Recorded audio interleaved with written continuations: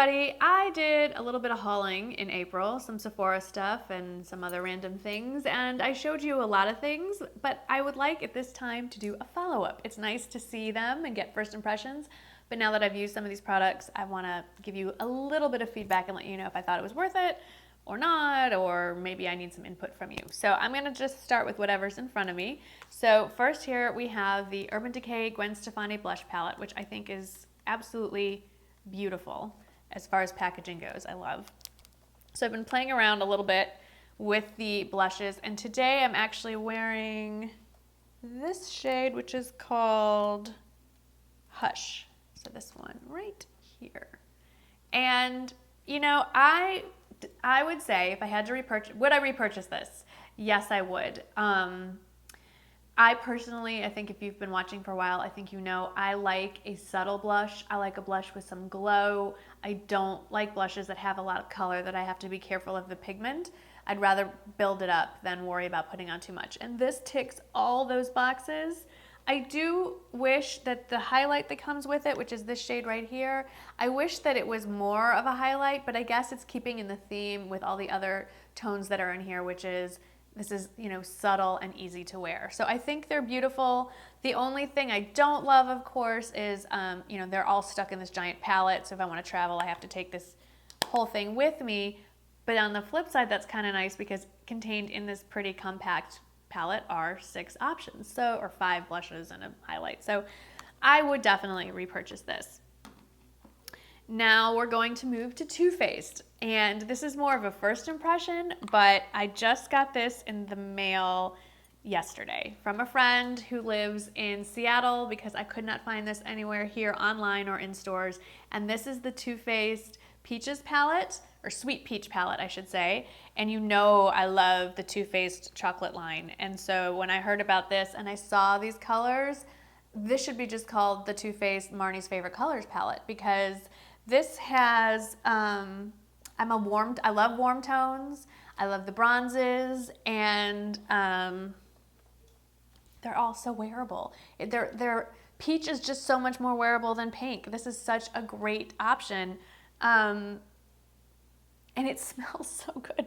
You know, okay, this is old school, but for those of you who remember Strawberry Shortcake dolls, it has that scent. You feel like this is one of Strawberry Shortcake's friends that you're sniffing. Was there a peach doll in that? I know there was Blueberry, but I can't, and Strawberry Shortcake, but I don't know, I can't remember her other friends. I will say if you are sensitive to scent, this is a pretty strong odor. And even when you swatch it on your finger, it smells of peaches. Now, once it's on my eyes, I can't smell it, but if you don't like scent, stay far, far away from that. Staying with Too Faced, I picked up this. It's exclusive to Ulta. It's the Too Faced Peanut Butter and Jelly palette. And first of all, it's much smaller than the big chocolate palettes or the Peaches palette. I don't think it smells at all like peanut butter. I hate the smell of peanut butter. I think it still has a distinct chocolatey odor. And I thought very much that I would love these colors. They're too orange for me. I personally do not love this palette. I'm glad that I have it for comparison purposes and because what I do requires me to try a lot of makeup. I get that. But I don't love it. I don't find it as wearable as I thought it would be. And yeah, I don't know. It didn't work out for me as much as I had hoped. I'm going to keep watching other people's YouTube tutorials and maybe get some inspiration on how to use this palette, but it's just a little too much. The gold is a little too gold. The pink is a little too, I don't know. It's just, anyone else feel this way? So I would not repurchase this if I had to repurchase this again.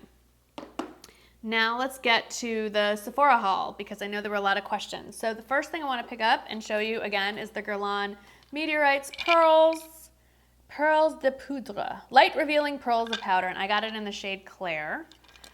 I even recommended this as a Mother's Day gift because, oh crud, there go 2. All right, hopefully they'll still be here at the end of the video.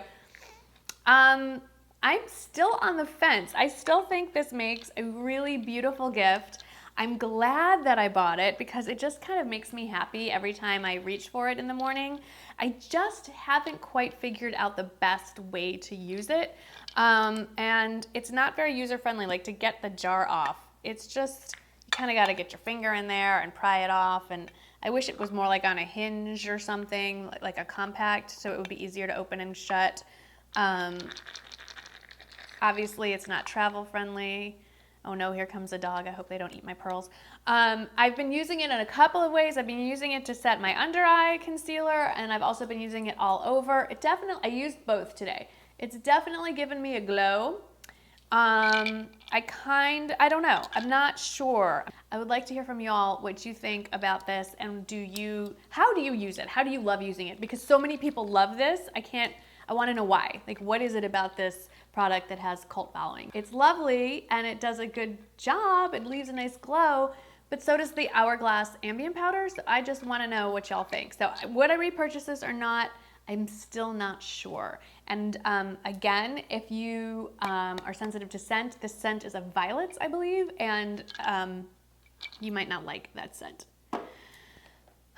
Another thing I hauled was the Guerlain Lingerie Depot BB Cream, which is different than my favorite Lingerie Depot foundation. And I'm wearing this today, and I will tell you my favorite way to wear this. I like medium coverage. I'm just not a girl who likes to go out fresh-faced into the world. That's just not my thing. I love mixing this with my heavier foundations or foundations that are a little bit too dark. I just feel like it gives a beautiful glow, gives me that SPF 30 on top of it, and I feel like it makes my foundation last a little bit longer. So today I am wearing this again. I do one pump on the back of my hand. I love that it's a pump and not a glass bottle. I think that's genius. I wish all foundations came that way. I do a pump on the back of my hand. Today I mixed it with the EX1 foundation. That's a lot heavier and thicker, but gives really beautiful coverage. One pump of each, mix it up on the back of my hand, and then dot it all over and blend in with a brush. I love, love, love it. As it gets warmer and I'm gonna be out by the pool or outside or whatever, I might try wearing it on its own, but so far the way I like to wear it is mixed with other foundations, especially drugstore foundations. It just elevates them to a whole different level of foundation. So would I repurchase this? Absolutely. I'll probably have to repurchase it in a darker color pretty soon. Another skin kind of product, face product, is the Estee Lauder Double Wear Concealer. I bought this in a new shade to me because they came out with new shades. This is in the shade 1N Extra Light. I'm wearing it under my eye. It's still probably my favorite under eye concealer. It doesn't crease on me. It lasts all day. It gives great coverage, and it's really light. I would like it even a half shade lighter to be really bright under here, but as I self-tan over the summer, I imagine this will be just fine. But for winter, I'm still looking for like basically white concealer. And I have not looked into Estee Lauder to see if they have anything lighter than this. They may. Lip balm, love it. Definitely would repurchase this over and over again. It's the Jack Black lip balm. I got it in the scent and flavor, lemon and shea butter. It's so good, and it's so moisturizing, and it has SPF 25. And what I love about it is it's already in a liquidy form, so when I leave this in my purse and I'm outside in the sun, I don't have to worry about it melting like a stick balm will. So I'm loving this. And then the last thing that I want to talk about, I'm not wearing it. I forgot to tell you, I'm wearing the Peaches palette here. Isn't it pretty? It's so pretty. This was something oh my gosh, the hype on this is ridiculous. This is the Burberry single eyeshadow in the shade Pale Barley number 102. And, you know, it's a beautiful package. I've tried wearing this wet. I've tried wearing this dry. I don't get it. I don't get the hype. It's pretty. It's not worth the cost. It's soft. It's silky. It's smooth. Can you even see it? You probably can't. I'm looking in the view. Here we go. There it is. I mean, it's fine. It's great, whatever, but you know what else is fine and great?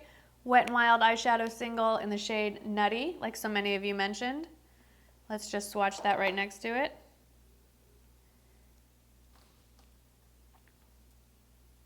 You see that? Is there a noticeable difference? Yes, the Wet n Wild is more pigmented and has a prettier sheen to it, and it's $1.99. So would I repurchase the Burberry? No, No, I would not. I'm not going to return it. I'm glad to have it. I will use it. You know, it just satisfied my own curiosity. But, you know, sometimes drugstore's better. And in this case, I feel like it blew the Burberry shade out of the water. So I will not be recommending the Burberry eyeshadow, but I will recommend Nutty. Isn't that nutty? Anyway, that's just a quick follow-up on some of the products that I purchased in the last month or so. I would love to hear back from you. If the products that I didn't like, I'd love to know if you like them, and if so, how are you using them that make you like them? The products that I like and you didn't, I'd love to know why. You know, if we disagree, I want to know why. It's interesting to me how people, different skin tones, different ages, different coloring, how some things work for us and some things don't. So I think it's a great way for us to share as a community and get more educated on these individual products before we go out and buy them. As always, thank you so much for watching. If you have any questions or comments, please leave them below. Don't forget to read all the way to the bottom of the description box. I list a lot of stuff in there. Beyond all the products that I mentioned and all the things that I'm wearing, I list all the camera equipment I use, my favorite stores I like to shop at, my statement on using affiliate links. There's all kinds of interesting or not so interesting, but I find them interesting things in there. So please don't forget to, where it says show more, open that up and read all the way to the bottom. It has all my social media, my email, all that fun stuff. Thank you so much for watching, and I'll see you in the next one. Bye-bye. A collection of everything I put on my face pretty much on a daily basis, and I'm just gonna hand it over to Mr. Michael here and see what he thinks.